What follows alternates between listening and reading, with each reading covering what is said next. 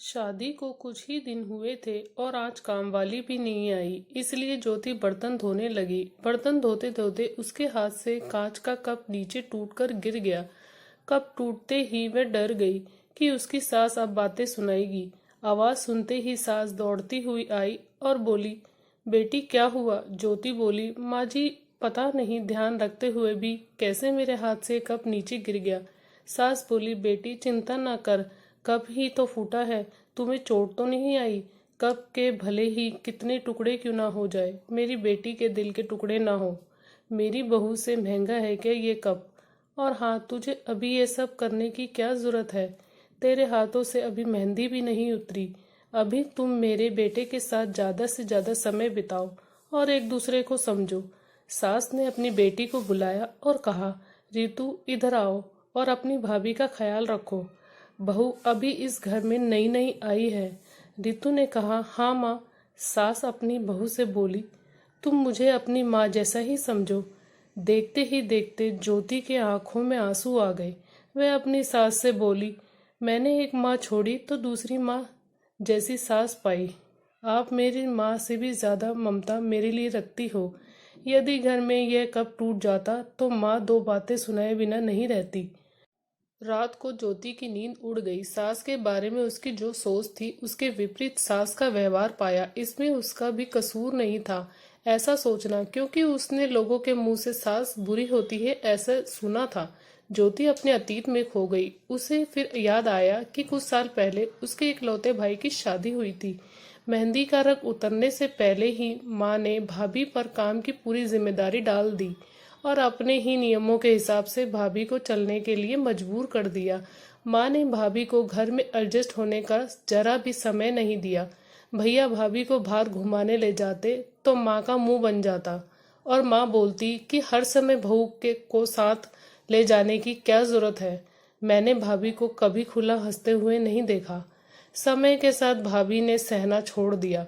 फिर घर में हर रोज झगड़ा होने लगा। ज्योति ने घर के अलावा और भी कई जगह पर सास बहू के झगड़े सुनते सुनते वह डर सी गई थी, इसलिए शादी से कतराने लगी। मगर अपने माँ बाप के कहने पर उसे शादी करनी पड़ी और अनजान भय को लेकर ससुराल आ गई।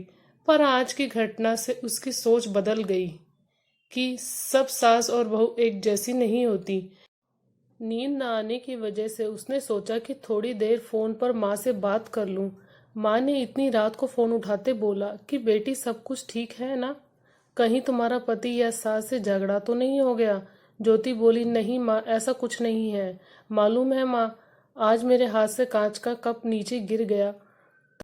तभी सास आ गई। मेरे बोलने से पहले ही माँ ने बोलना शुरू कर दिया, बेटा फिर तेरी सास के चिल्लाने पर तूने अच्छे से जवाब दे दिया ना? हाँ बेटा, कभी भी दबकर नहीं रहना। तुम एक पढ़ी लिखी लड़की हो, तुम में कोई कमी नहीं है, इसलिए कभी भी सुनना मत। तभी बात को काटते हुए ज्योति बोली, माँ अब बस भी करो। माँ मुझे अपनी सास के खिलाफ कुछ नहीं सुनना। माँ को थोड़ा आश्चर्य हुआ और वह बोली, ये क्या बोल रही हो ज्योति? बोली, हाँ माँ, आज मेरे हाथ से जब कप गिरा तो मेरी सास ने मेरे साथ बिल्कुल भी बुरा व्यवहार नहीं किया। ज्योति बोली, अब आप समझ गई ना सारी बात?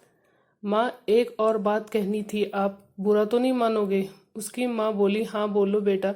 ज्योति बोली, माँ काश आप भी मेरी सास की तरह अच्छा व्यवहार करती तो शायद भैया और भाभी अलग घर में नहीं रहते।